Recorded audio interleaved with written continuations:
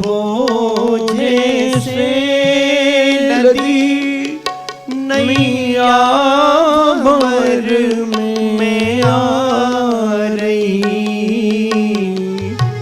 पाप बोझे से लदी नैया भंवर में आ रही।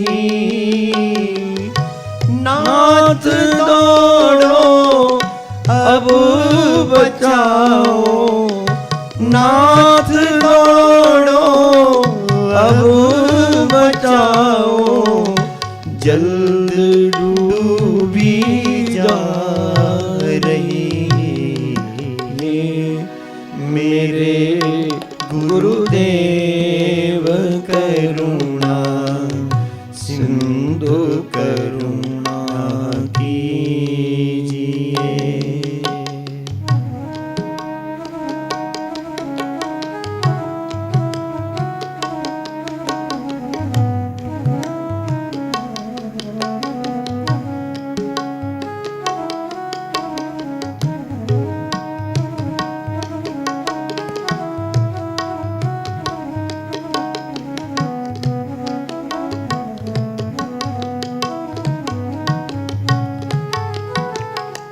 आप भी यदि छोड़ देंगे फिर कहाँ जाऊंगा मैं।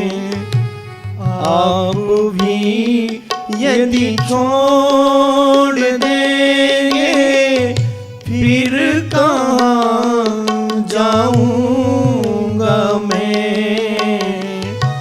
जन्म दुख से नाव कैसे, जन्म दुख से नाव कैसे पार कर पाऊंगा मैं।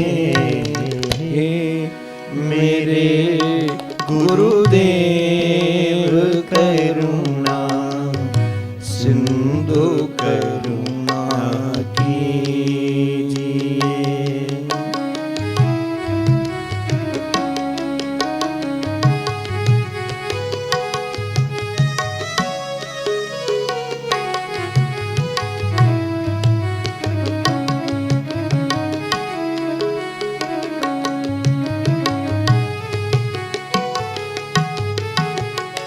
सब जगह मंजिल भटक कर ली शरण अब आपकी। सब जगह मंजिल भटक कर ली शरण अब आपकी। पार करना या न करना, पार करना या न करना, दोनों मर्जी आपकी। मेरे गुरुदेव करुणा सिंधु करुणा कीजिए। हूँ अधम आदीन शरण अब शरण मेरी जिए।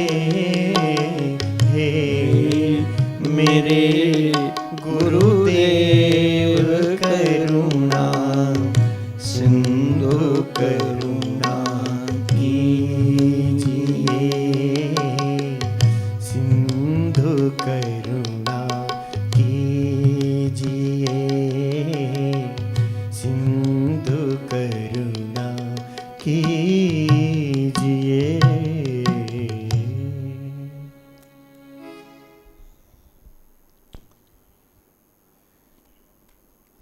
पाप बोझे से लदी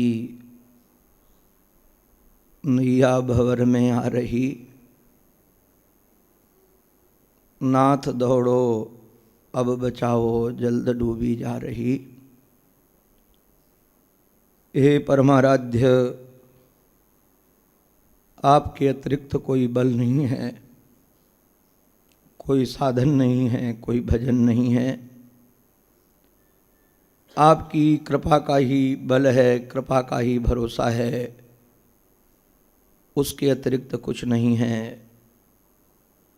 बस जैसी अनोखी कृपा आपने की है, बस ये आपकी कृपामयी दृष्टि सतत यूं ही बनी रहे, यही आपके श्री चरणों में हमारी बार बार प्रार्थना है। परमादरणी प्रातस्मरणी अनंत श्री समलंकृत श्री सद्गुरुदेव भगवान के श्री महाराजश्री के श्री पावन पवित्र चरणारविंदों में साष्टांग दंडवत प्रणाम।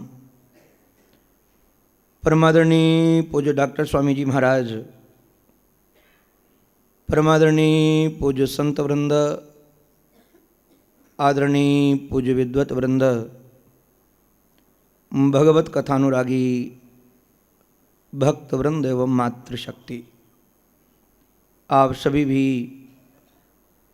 हमारे आराध्य के ही अनेकानेक रूपों में विराजमान हैं। अपने आराध्य की ही अनेकानेक झांकी देख करके आप सबके भी पावन चरणों में मैं बारंबार वंदन करता हूँ। आइए हम सब मिल करके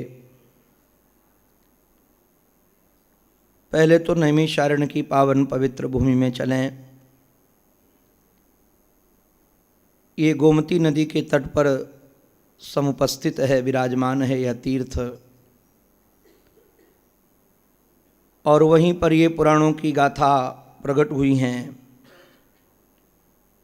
मुझे तो गोमती शब्द का अर्थ एक बड़ा सीधा सारा सरल अर्थ ऐसा लगता है, जहाँ पर इंद्री और मति को लगाने से भगवान मिल जाता हो।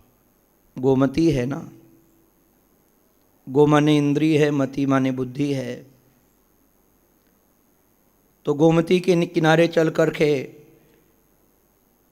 हमारे श्री सूत जी महाराज के चरणों में बैठ करके कानों को भी यहीं लगाना है और बुद्धि को भी यहीं लगाना है। प्रातःकाल की पावन पवित्र वेला में आप सबने श्रीमद् भागवत महापुराण के महात्म को श्रवण किया था। अब हम मूल ग्रंथ में प्रविष्ट होते हैं। इस ग्रंथ का नाम है श्रीमद् भागवत महापुराण। श्रीमद् माने ये शब्द तो है श्रीमत। श्रीमत माने जिसमें श्री किशोरी जी का अनुमोदन हो, श्री किशोरी जी के हस्ताक्षर हों, उसी का नाम है श्रीमत। और भागवत का अर्थ आप सब सुनते रहते हैं, कोई भक्ति, वैराग्य, ज्ञान, तत्व आदि भी करते हैं। भातियति सर्वलोकेषु गतिर्यस्य अलौकिकी, वरिष्ठः सर्वशास्त्रेषु तरुणिर्यस्य भवाम्बुधौ। भा ज्ञान अर्थ में है, प्रकाश अर्थ में है। भा धातु से ही भारत बना है, दीप्ति अर्थ में, ज्ञान अर्थ में। सभी लोगों को प्रकाशित करने वाला, और चाल जिसकी ऐसी महिमावान है, गति जिसकी ऐसी महिमावान है, जो जन्म जन्म करने से न मिले वो 7 दिन में मिल जाए, और सभी शास्त्रों में वरिष्ठ है, श्रेष्ठ है। ताकार्थ तरणिर्यस्य भवाम बुधौ, भवसागर से पार करने की जो नौका है। अभी मैं महाराजश्री को सुन रहा था 2-3 दिन पहले, तो महर्षि ने सुनाई एक अनोखी बात कि अपने प्रीतम के पास में जाने के लिए 2 रास्ते हैं। नदी के उस पार अपना प्रीतम निवास करता है, प्रेष्ठ निवास करता है। एक रास्ता है कि तैर कर जाया जाए, जिसमें आपको भंवरों से बचना पड़ेगा। भ्रमर जो जल जहाँ घूमता रहता है चक्र जैसा, मछलियों से बचना पड़ेगा, मगरमच्छ से बचना पड़ेगा, जल के प्रवाह को भी काटना पड़ेगा। बहुत साधन है वहाँ कठिन तैर कर जाने के।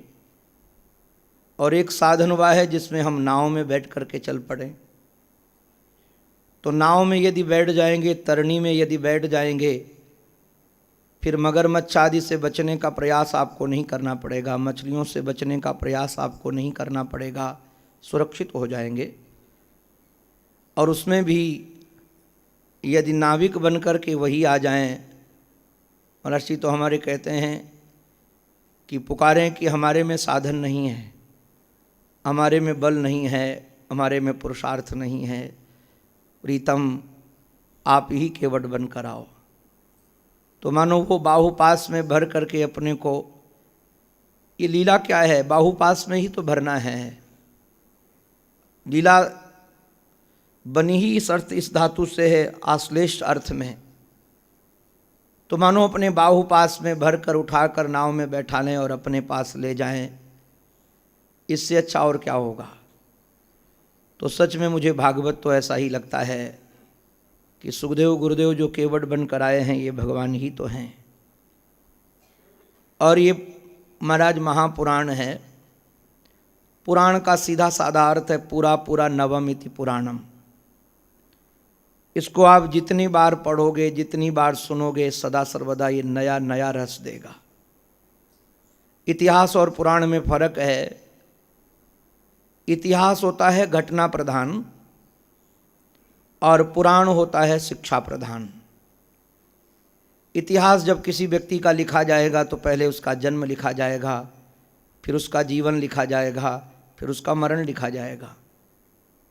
किंतु पुराणों में आपको ये क्रम नहीं मिलेगा। मानो श्री कृष्ण की गाथा हम सुनाने के लिए यहाँ बैठे हैं, तो पहले दिन ही हमको जन्मोत्सव मनाना चाहिए था, बाद में उनकी लीला सुनानी चाहिए, बाद में गोलोक गमन सुनाना चाहिए। यहाँ तो हम आज ही आपको सुना देंगे भगवान का गोलोक गमन, और चतुर्थ दिन फिर नंदोत्सव मनाएंगे। तो कोई क्रम नहीं है, क्योंकि ये इतिहास नहीं है, ये पुराण है। यहाँ घटनाओं को इसलिए आपके सामने नहीं सुनाया जाना है कि कोई ऐतिहासिक पुरुष की कथा है ये तो हमारे जीवन में उन घटनाओं का क्या प्रयोजन है, उन घटनाओं से हमें क्या सीखना है, वह बताया गया है, इसलिए पुराण है। और पुराण भी महापुराण है, श्रीमद् वाला है। हमारे महर्षि कहते हैं जो केवल भागवत पुराण कहते हैं वह इसको जानते ही नहीं हैं। भागवत जब भी होगा तो श्रीमद् ही होगा, श्रीमद् भागवत महापुराण। वैसे भागवत शब्द का अर्थ भगवता प्रोक्तम भी है और भगवता इदम भी है। भगवता प्रोक्तम का अर्थ जो भगवान के द्वारा कहा गया है। अच्छा, विलक्षणता इस बात की है कि भगवान जब कोई कथा सुनाएंगे तो अपने भक्तों की तो सुनाएंगे। अरे जब वो चर्चा करेंगे, भक्त भगवान की चर्चा करेंगे, भगवान भक्त की चर्चा करेंगे। तो भगवता प्रोक्तम अर्थ में भी है, भगवता इदम अर्थ में भी भागवत है। आइए हम सब इस मूल ग्रंथ में प्रविष्ट हों, इस मंगलाचरण का रसस्वादन करें। ये जो मंगलाचरण है नमनात्मक नहीं है, आशीर्वादात्मक भी नहीं है। ये श्रीमद् भागवत महापुराण का मंगलाचरण ये तत्वबोध कराने वाला है, ये दिग्दर्शन कराने वाला है। जन्माद्यस्य यतोन्वयादितरतस् चारथे स्वविज्ञ स्वराट तेने ब्रह्महृदाय आदि कवये मुह्यन्ति यत्सूरयः तेजो वारि मृदाम यथा विनिमयो यत्र त्रिशर्गो मृषा धाम्ना स्वेन सदा निरस्तकुहकं सत्यम परम धीमहि। हम सब परम सत्य का ध्यान करते हैं। परम सत्य का, व्यवहारिक सत्य नहीं, पारमार्थिक सत्य। तो मानो इस पारमार्थिक सत्य का ध्यान कैसे करेंगे। ध्यान करने का अभिप्राय यहाँ आंख बंद करके ध्यान करने की बात नहीं कही गई कि आंख बंद कर लिया और सगुण साकार का जैसे चिंतन करते हैं, पहले उनके चरणों का चिंतन करें, कपड़ों का चिंतन करें, वक्षस्थल का चिंतन करें, फिर मुखारविंद का चिंतन करें। वो ध्यान की प्रणाली यहाँ नहीं है। यहाँ जो ध्यान का अर्थ है, धीमहि शब्द का जो अर्थ है वह इस अर्थ में है, विचार अर्थ में, जन्माद्यस्य यतः। जैसे श्रुति कहती है यतो वा इमानि भूतानि जायन्ते येन जातानि जीवन्ति अविशम विसन्ति तद ब्रह्म। वैसे एक बात और भी रसीली है इसमें, श्रीमद्भागवत महापुराण का प्राकट्य ब्रह्मसूत्र के द्वितीय सूत्र से है। ब्रह्मसूत्र का जो प्रथम सूत्र है अथातो ब्रह्म जिज्ञासा, उसमें अथ साधन चतुष्टय अर्थ में लिया गया। वहाँ साधनवान व्यक्ति के लिए बात है और श्रीमद्भागवत महापुराण में किसी अधिकार की आवश्यकता नहीं है। इसलिए द्वितीय सूत्र है जन्माद्यस्य यतः, यतः जन्मादि भवति। आदि से पालन और संहार ले लेना। अन्वयादि कहने का अभिप्राय है अन्वय व्यतिरेकाभ्याम यस्यात् सर्वत्र सर्वदा। आप जब चतुश्लोकी भागवत सुनेंगे तो अन्वय व्यतिरेक को समझेंगे। परमात्मा इस सृष्टि का सृजन करता है, पालन करता है, संहार करता है अन्वय विधि से। अन्वय विधि माने आप ध्यान दीजिए, जैसे हमारे गले में माला पड़ा है, इस माले में पुष्पों का अन्वय है। यदि इस माले से हम पुष्प हटा दें तो इसका नाम माला नहीं होगा। पुष्प अलग अलग कर देने पर इसका नाम माला नाम भी नहीं होगा, इसका गोल गोल आकार भी नहीं रहेगा। क्योंकि जब इसमें पुष्पों का अन्वय है, पुष्प हटा देने के बाद इसका नाम रूप नहीं रहेगा। किन पुष्पों की सत्ता रहेगी कि नहीं? बोलो भाई, पुष्पों की सत्ता रहेगी। तो संसार जो आप देख रहे हैं, जन्मादि, जन्म होने वाला, मरने वाला, पालन करने करता हुआ जो देख रहे हैं जगत, इसमें परमात्मा का अन्वय है। अगर परमात्मा इसमें न हो, जैसे माला में पुष्प न हो तो माला की सत्ता नहीं रहेगी। वैसे ही जगत में यदि परमात्मा की सत्ता न हो, परमात्मा न रहे तो जगत की सत्ता नहीं रहेगी। किंतु नारायण दूसरी ओर ध्यान देने की बात यह है, जगत के बगैर भी परमात्मा की सत्ता रहेगी। जैसे माला के बगैर भी फूलों की सत्ता है, माला के बगैर फूलों की सत्ता है, वैसे पर महाराज जगत के बगैर भी जगदीश्वर की सत्ता बनी रहेगी। नाम भी वह नाम भले जगदीश्वर न रहे किंतु उसकी सत्ता रहेगी, क्योंकि जगत नहीं रहेगा तो जगदीश्वर नाम भी नहीं रहेगा। नाम भी जगदीश्वर जगत के सापेक्ष ही है। तो अन्वयादि तरतस अर्थेषु अभिज्ञ, हमारा सर्वज्ञ हैं, सर्वज्ञश्च, सर्वज्ञ हैं। और स्वराट माने स्वयमेव राजते प्रकाशते वा। परमात्मा को जानने के लिए किसी दूसरे के प्रकाश की आवश्यकता नहीं है। मैं कई बार लोगों से पूछता हूँ, सूर्य को किसके प्रकाश में आप देखोगे? टार्च के कि मोमबत्ती के कि दीपक के?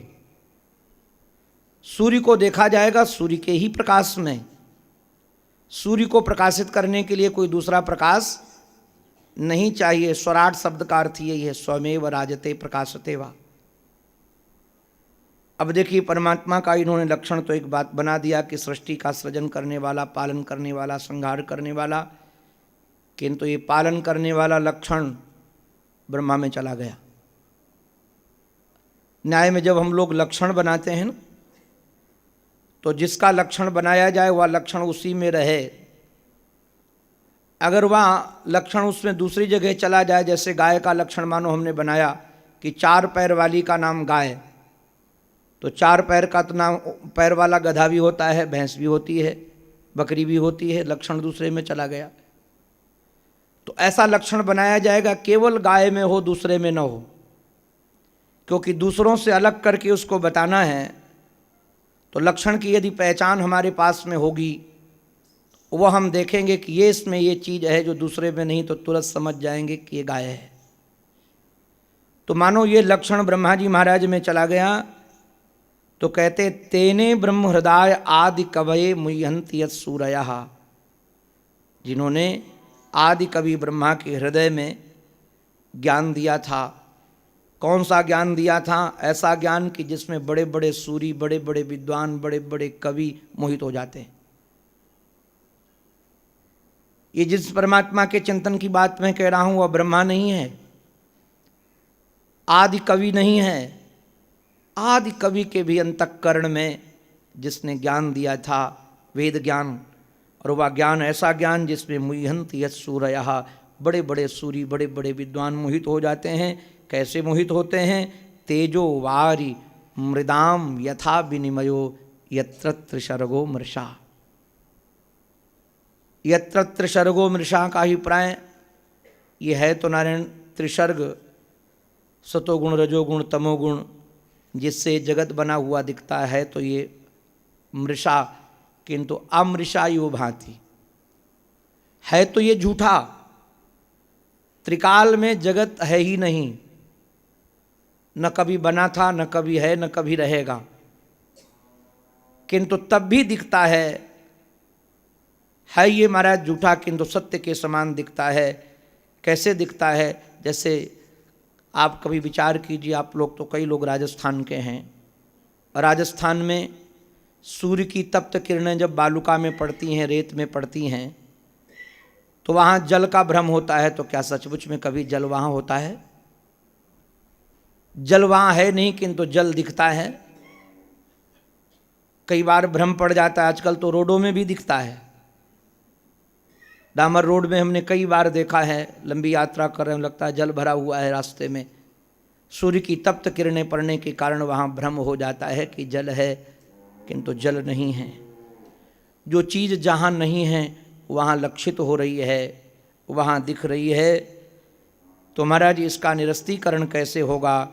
धामना स्वेन सदा निरस्त कुहकम। कुहकम नाम कपटम।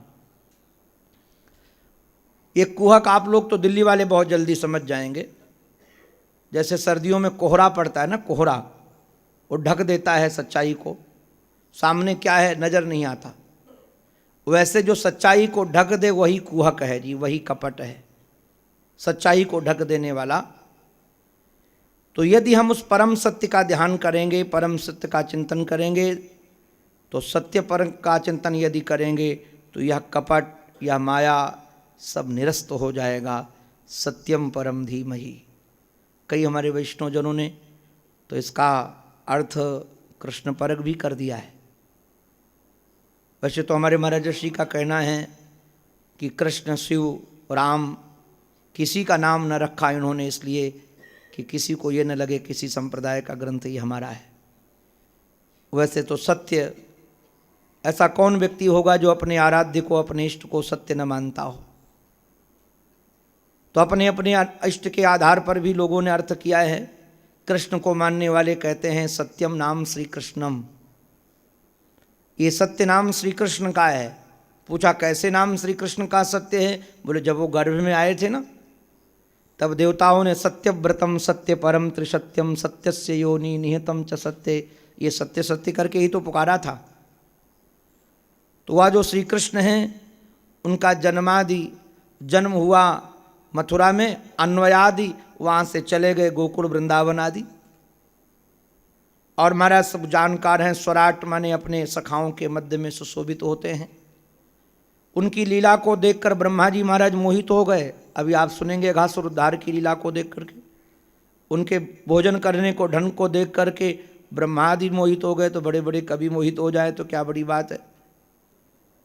और वो महाराज कहते हैं ये त्रिसर्ग अमृषा, वृंदावन, मथुरा और द्वारिका, ये तीनों जो धाम हैं ये सत्य हैं, झूठे नहीं हैं। इन धामों में बैठ करके यदि आप उनका चिंतन करोगे, धाम की बड़ी महिमा है, धाम की बड़ी महिमा, नाम की बड़ी महिमा।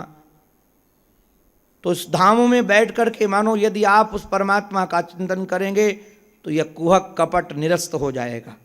ऐसा भी अर्थ हमारे विद्वानों ने, सुधीजनों ने किया है सत्यम परम धीमहि का। अब हमारे वेदव्यास जी महाराज बताते हैं, धर्म प्रोजित कैतवोत्र परमो निर्मत्सराणाम सताम। श्रीमद् भागवत महापुराण में कैतव रहित, कपट रहित धर्म का वर्णन है। इसमें कोई कपट नहीं, कोई बनावट नहीं, कोई छुपावट नहीं। और जो महाराज हमारे महात्मा हैं, निर्मत्सर महापुरुष, उनका ये धन है। निर्मत्सराणाम सताम। आप लोग ये निर्मत्सर का अर्थ क्या है? वैसे तो जो मात्सर्य दोष है ना, कि मेरे से आगे ना बढ़ जाए, मत्तः परसरति। महाराज ऐसे ऐसे लोग हैं, आगे की बात तो छोड़ दीजिए। जब काहू की सुने बड़ाई, श्वास ले जन जूड़ी आई। आप लोग जूड़ी जानते हो कि नहीं? ये हमारे बाबा की भाषा है, तुलसीदास जी महाराज की भाषा।